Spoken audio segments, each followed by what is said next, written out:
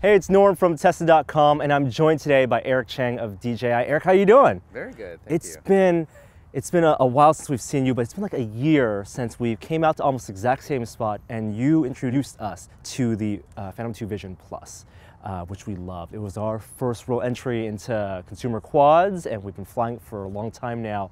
But recently, you guys announced the Phantom 3, and that's what we're here to talk about. So you have the Phantom 3 models with you today. What's new in the Phantom 3?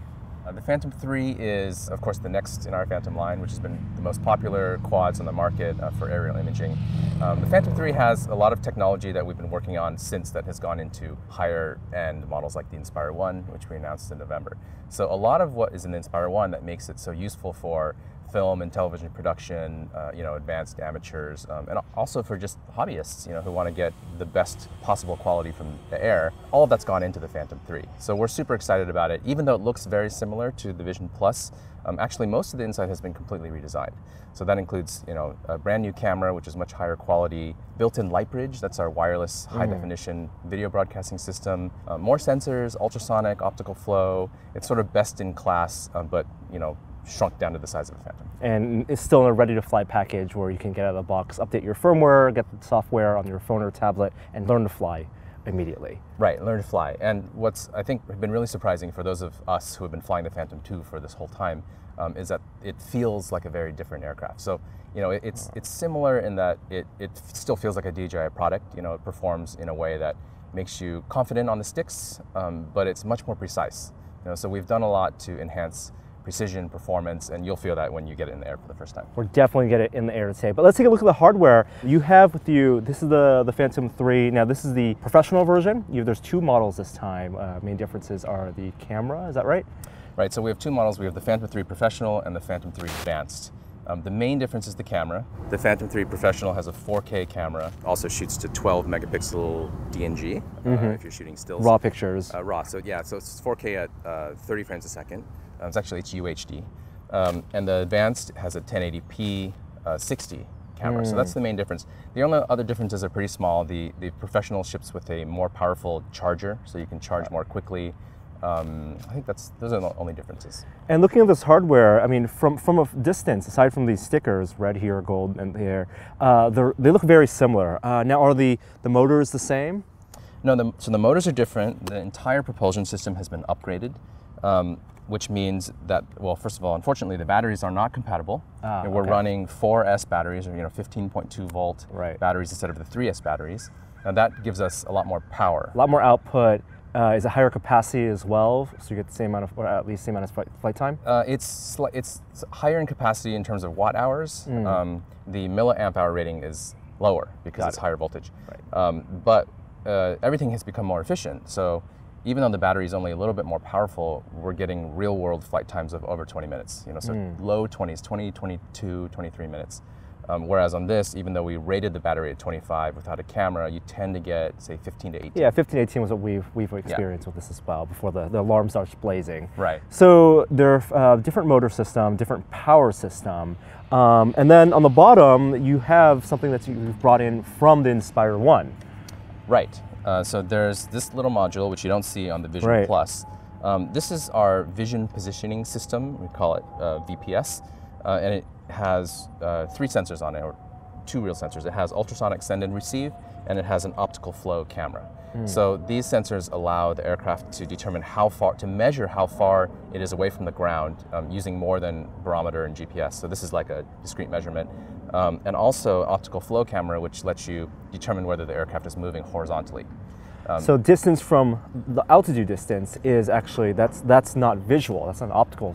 It's using the clicking. Yeah, the ultrasonic. The ultrasonic. So it pings the ground. Right. You can hear that when you get close to one of these or Inspire 1, that slight clicking sound. Right, and we may hear it when we turn it on because its microphones are really sensitive to ultrasonic, and you hear this this clicking sound. And then, but the optical camera is for movement, for direction and for speed. movement. Yeah. So the main reasons we do it are that sometimes you lose GPS. So if you fly under a lot of tree cover, you have a lot of buildings around, like very tall buildings, or you're flying inside, those are all GPS denied environments. So we have the ability to hold position and altitude in those environments. And it's a seamless transfer, but it knows it's not getting enough satellites in range, then it'll just switch to rely more on that? Yes, it's a seamless transfer. there are situations in which you might be too high. So if you lose satellite, lose GPS for some reason and you're very high, you might be out of range for the visual positioning system. But if the camera, if this sensor package has enough data, it will use it. That's something we want to put to the test as well. Now let's talk about the camera, because the camera here is much improved. Looks like a much bigger lens, especially there. So the sensor inside, for the professional, it's a 4K sensor. Is it a bigger physical sensor as well? It's a bigger physical sensor. It's 1/2.3, so it's still a fairly small sensor, kind of point and shoot class. But it is much higher quality than the camera that was in the Vision Plus, the Phantom 2 Vision Plus. One of the things, a lot of feedback we got about the Phantom 2 Vision Plus was that the integration was great, but shooting video was tough because we had stepped exposure changes. You noticed that there's not a gradual exposure change. It was really our first camera. The Vision and the Vision Plus were our first attempts to build a camera. So we've had a lot more experience now in building cameras. This camera is really well refined. And we also got rid of the fisheye lens. So those of us who are in do a lot of production always have to fix perspective, and you see this giant bubble for the horizon. So that's gone. We have a 94-degree rectilinear lens now. And then I can take photos. You said 12 megapixel photos? Yes. So photos are 12 megapixel. We still shoot to Adobe DNG as an option, and it's all seamless. And one thing we'll get to, I know, is that it feels much more like a camera in your hands because the radio is so different. Yeah, the transmitter looks different. Is that due largely to the light bridge system you're using for the video transfer? Well, light bridge is built in, which is why you see 2 antennas here. And in fact, if you notice, there are now 4 antennas coming down into the landing structure. So, this is it's a MIMO system, just like the most advanced routers are out there. So we have multiple antennas on both send and receive. And this radio was inspired by the Inspire 1's radio. So it looks very similar. It's plastic instead of metal. But we have, all the buttons are in the same place, which means that you have full control of the camera without taking your hands off the radio. So you can... Shoulder buttons, you can use the adjustment there, and knobs. What's the range with this? Our specified range is 1.2 miles. Okay. In practice, we've found that just like with all the other systems out there, it's extremely variable.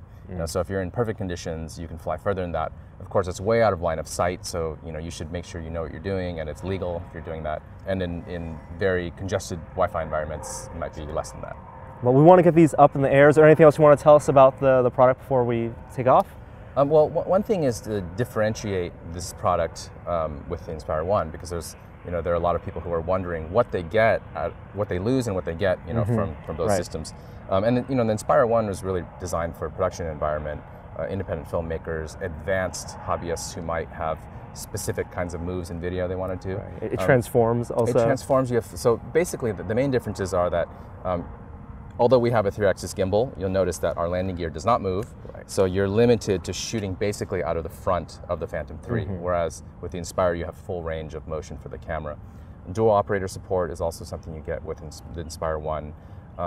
And also HDMI out. So one of the the important things and one of the most impressive things that we've been doing with Inspire 1 is live broadcast. Yeah. You were on Good Morning America from a volcano. Right. And they were basically taking the feed from your transmitter and piping it, right? Yeah, so it was essentially you're just using a camera, but the camera happens to be very far away. Wow. So with the Phantom 3, you can do those things as well, but it requires accessories and tuning. So you have to, buy an Inspire 1 remote, and then we are going to eventually release a firmware update that allows you to do it. So you will be able to pair that Inspire remote. Yeah, and that's how we did our launch. You notice we did live broadcast during the launch with the Phantom.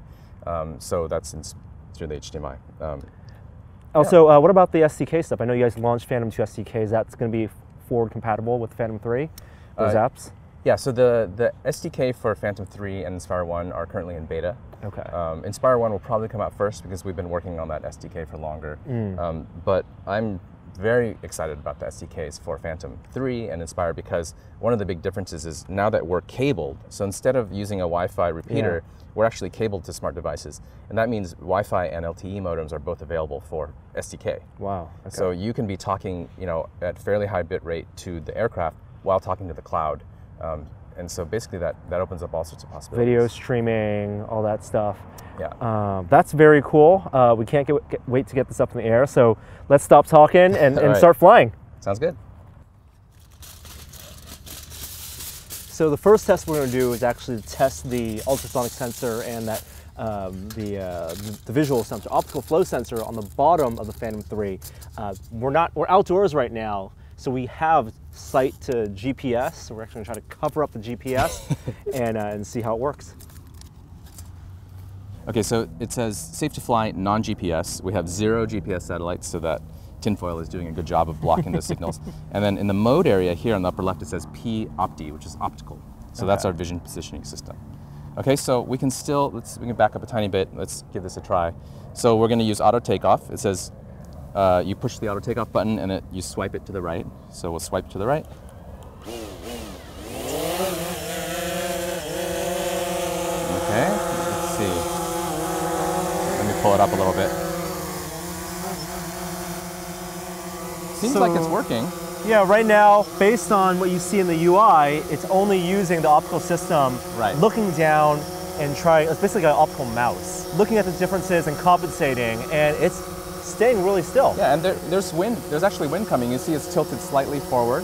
If I walk forward and I push it a little bit, so be really careful. So we don't recommend that you do this. Don't try this at home. Do not try this at home. Okay, so what I'm going to do is pull it this way.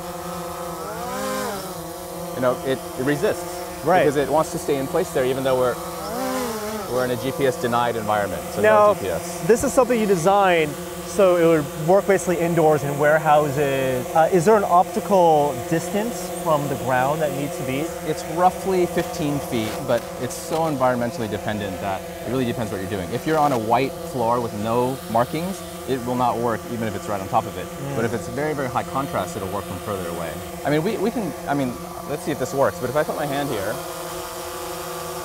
can I move it? No, it's wide enough angle. You need something big like a piece of cardboard or something. That's cool. Looks like that works. Let's take off the tinfoil hat and get this higher up in the air. Okay, sounds good. All right, so this will be my first time flying the Phantom 3. I have the advanced model tethered to this iPad, this transmitter. I'm gonna try the auto takeoff and press that button here. Slide auto takeoff. So it's already there. Feels good, feels good. I got 15 satellites. Now, Eric, the new Phantom 3 also taps into more satellites, right? A different satellite network? Yeah, so we use both GPS and GLONASS, which is the Russian GPS system. So we're looking at twice as many potential satellites to talk to, which is why position hold is so much better on the Phantom 3. This feels really stable. It feels really, really stable. And I love that I have the manual controls now. I'm gonna move the gimbal down on the shoulder buttons and pan. I can actually see us. It's fantastic. Right. There it goes. I'm filming this at 1080, 60. It will conform with 24, but it looks good. The light bridge also looks fantastic. It looks a lot like the Inspire 1 light bridge image quality. Right, so we're getting high definition video at 720p 60 coming down to us, and it's it's dynamic based on your distance in terms of the bit rate coming back. So we're always giving you the best picture that we can possibly get based on your distance. So I noticed that, like with the Phantom 2, when I'm flying forward, you can see the props a little bit. If I'm aiming forward, just in the horizon, I have to aim down a little bit. Right. Oh wow, that's responsive.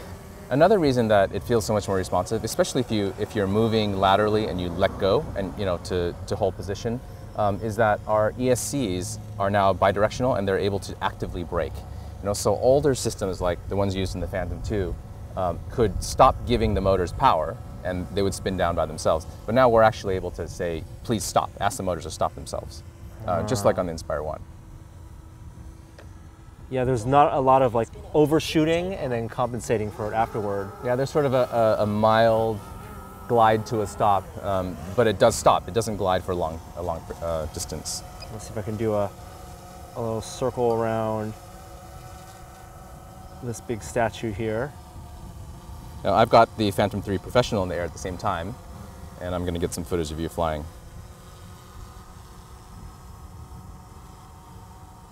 Wow. The interface also is very reminiscent of that Inspire 1 interface. A lot more manual controls. Everything looks clearer. Yeah, in fact, the app is the same app. So it's now, it will feel very similar.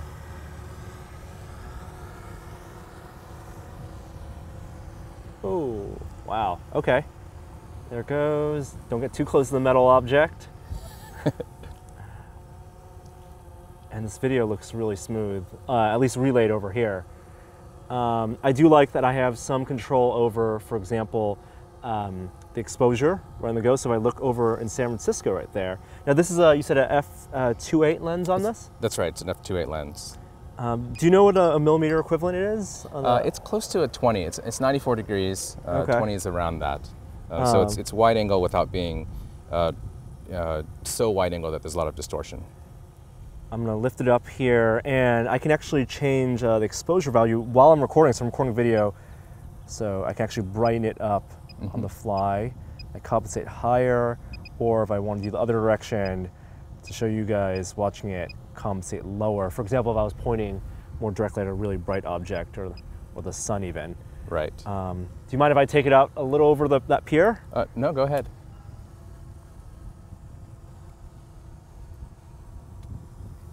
Yeah, it's really, really stable. That's beautiful San Francisco.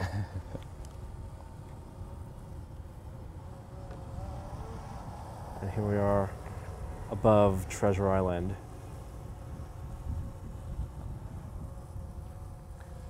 Like the previous Phantoms, is there the altitude limit that?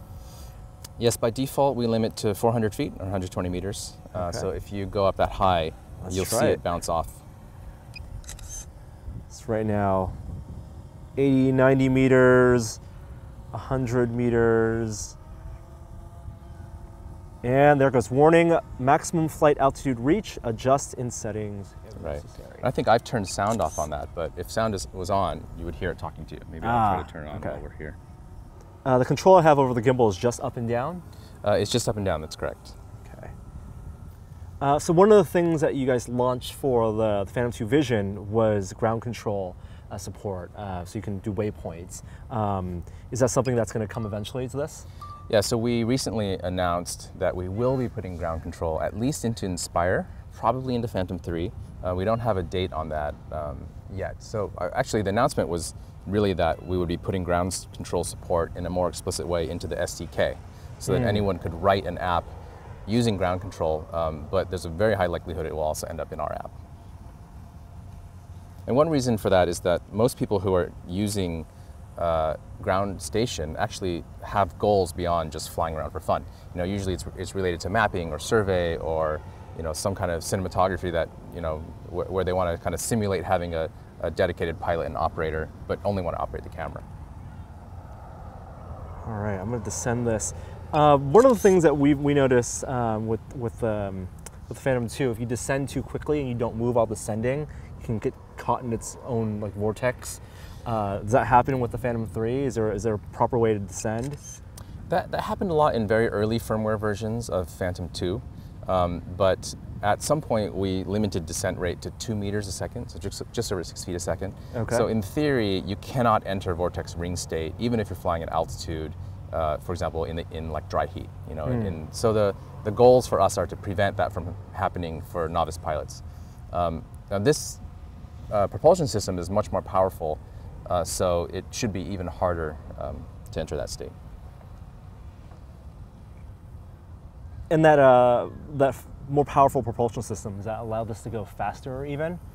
We still limit at about 35 miles an hour, but as you've noticed already, it feels a lot more crisp. The performance is much more akin to something like an Inspire. Inspire is actually much more powerful than this is, right. But this feels like something in between.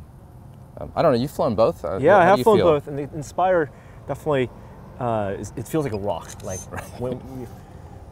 when it's in the air, when it's hovering, it's not going to move at all. And I'm getting a lot of that sense. Like if I leave this right here and I just want to get a slow pan up shot, which I'll try to do. There it goes, panning up. Hopefully when we review that footage, it won't look like it's moving at all. Of course, the gimbal is going to help stabilize some of that as well. We've actually had people get successfully shoot still images up to 8 seconds long that are sharp. Wow. in the gimbal, which is very strange for those of us who are photographers on land because Yeah. you have no chance. Even 1 second is almost impossible. Right, to hold still.